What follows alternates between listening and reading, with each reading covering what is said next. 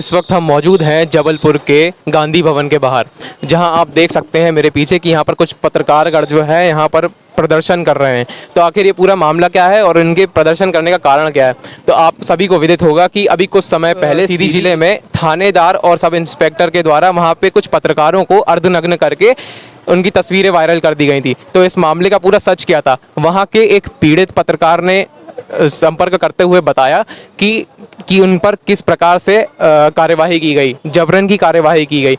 पीड़ित पत्रकारों का कहना है कि उन्हें पहले तो पुलिस द्वारा बुलाया गया थाने में, उनके कपड़े उतारे गए और उसके बाद में उनका वीडियो बनाया गया, वीडियो को वायरल किया गया, उन्हें साथ ही पीटा भी गया। और इसके बाद में जो वीडियो सब इंस्पेक्टर वहाँ का बना रहा था उसने ये बोला कि यदि इसी प्रकार से विधायकों के खिलाफ और पुलिस प्रशासन के खिलाफ अगर खबरें चलाओगे तो तुम्हारा अंजाम यही होगा। तो क्या आखिर पत्रकारों का केवल यही काम रह गया है? पत्रकारों के साथ में इसी प्रकार की अमानवीयता का व्यवहार किया जाएगा? आखिर पत्रकार का मतलब होता क्या है? पत्रकारों का मतलब ही यही होता है कि वे निष्पक्षता और निर्भीकता के साथ में अपनी खबरों को जो है चला सके। अब ये पत्रकार खबर चलाने से पहले यह नहीं सोचता कि वे किसी के विपरीत में है या फिर किसी के पक्ष में है। वे खबर इसलिए चलाते हैं कि जनता तक उनकी सच्चाई को पहुंचाएं वे।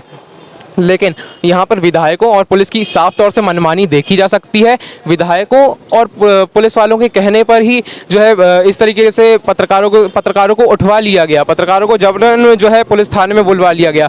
वाह साहब, ये किस प्रकार की नीति है? आप चाहते तो इसके पहले कार्यवाही कर सकते थे। अच्छा, ये पूरे मामले में पुलिस वालों ने पत्रकारों के ऊपर ये आरोप लगाया कि कुछ फर्जी पत्रकार थे इसलिए हमने इनको उठाया। लेकिन यदि फर्जी पत्रकारों का मामला है तो साहब आप पहले जांच कीजिए, आप पहले कार्यवाही कीजिए। आखिर आपको कैसे पता चला कि ये जो पत्रकार हैं वे फर्जी हैं? क्या आपने उनके जहां वे संस्थानों से पत्रकार जुड़े हुए हैं क्या आपने वहां पर जांच करवाई? आपने किस तरीके की जांच नहीं करवाई, आप स्वयं ही न्यायालय बन गए। आखिर इस तरह का अमानवीय घटना कब तक पत्रकारों के साथ में होती रहेगी? कब तक पत्रकारों के मौलिक अधिकारों को हनन होता रहेगा?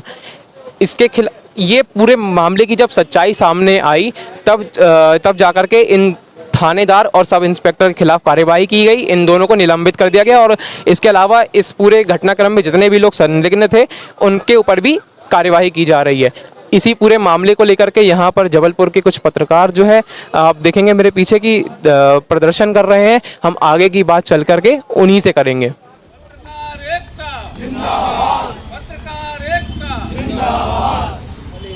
तो कुछ हमारे पत्रकार साथी उस चीज को दिखा रहे थे। ये इतना संक्रमण काल चल रहा है, ये लोकतंत्र के ऊपर प्रहार किया जा रहा है कि किसी भी अमानवीय घटना को जस्टिफाई करने के लिए तरह तरह का प्रचार तंत्र सक्रिय हो जाता है कि ये पत्रकार नहीं थे, यूट्यूबर पत्रकार थे, यूट्यूब के पत्रकार थे। आज मैं जब यहाँ पर मैं भी यूट्यूब में कई पत्रकारों के जो चैनल चल रहे हैं, अजीत अंजुम जी हैं, पुण्य प्रसून वाजपेयी जी हैं और भी बहुत सारे पत्रकार हैं जो सत्य को दिखाते हैं। आज यदि सत्य को यूट्यूब के पत्रकार दिखा रहे हैं, आज जब केंद्र सरकार डिजिटलाइजेशन की बात करती है तो फिर वो उनको पत्रकार क्यों नहीं माना जा सकता है? भाई, जब हमारे पंकज भाई ने कहा कि वर्किंग जर्नलिस्ट के लिए जब अधिनियम है, परंतु आज तक इलेक्ट्रॉनिक मीडिया के लिए रेगुलेट करने के लिए तो सरकार ने कोई अधिनियम नहीं बनाया।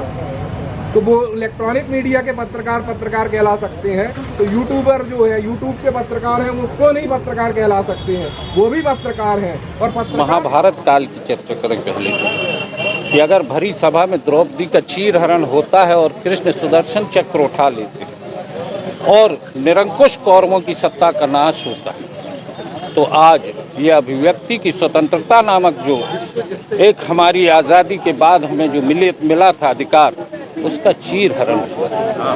सीधी थाने में जो पत्रकारों को नग्न अवस्था में बिठाला गया है, जिस तरीके से उनके साथ दुर्व्यवहार हुआ है, उसकी हम घोर निंदा करते हैं। रहा सवाल है ना कि वो यूट्यूब चैनल के पत्रकार हैं, लेकिन मैं आपको बता दूं कोरोना काल में ऐसी कई स्थितियां सामने आई हैं कि पत्रकार साथी अपनी अपनी नौकरियों से बेदखल हुए और अपनी आजीविका के लिए उन्होंने यूट्यूब चैनल पर सच दिखाना शुरू किया। जिस तरीके से सीधी के विधायक केदारनाथ शुक्ल और उनके परिवारजनों ने, जिन पत्रकारों ने उनके खिलाफ कुछ दिखाया और उन पर दबाव बनाने के लिए पुलिस से इनके साथ ये कृत्य किया है, उसकी हम घोर निंदा करते हैं। एक तो आज़ादी के बाद किसी आम नागरिक को इस तरह से निर्वस्त्र दिखाना भी अपराध है। मैं चाहूँगा कि वहाँ का जो थाना स्टाफ है, जो एसआई है, जो टीआई है, उन्हें सिर्फ निलंबित कर देने से हम लोगों की आत्मा को तसल्ली नहीं हो। उनके खिलाफ सख्त से सख्त आपराधिक मामला दर्ज कर उनके विरुद्ध एनएसी की कार्रवाई की जाए। इसके अलावा पत्रकारों के प्रोटेक्शन एक्ट की जो मांग हम लोगों की है वो हमेशा उसको पूरा किया जाए और यह आंदोलन, यह धरना, यह प्रदर्शन खत्म नहीं होगा अगर अभिव्यक्ति की स्वतंत्रता पर इसी तरीके की स्थितियां बनेंगी तो देश का हर पत्रकार अपनी आवाज़ बुलंद करेगा। सीधी में पत्रकारों के साथ हुई अमानवीय घटना का हम पत्रकार जी के स्वर में विरोध करते हैं। इस घटना के किसी भी सभ्य समाज में बर्दाश्त नहीं करना चाहिए। खासकर भारत जैसे लोकतांत्रिक देश में इस तरह का कृत्य लोकतंत्र की व्यवस्थाओं पर कुठाराघात करने का कुत्सित प्रयास है।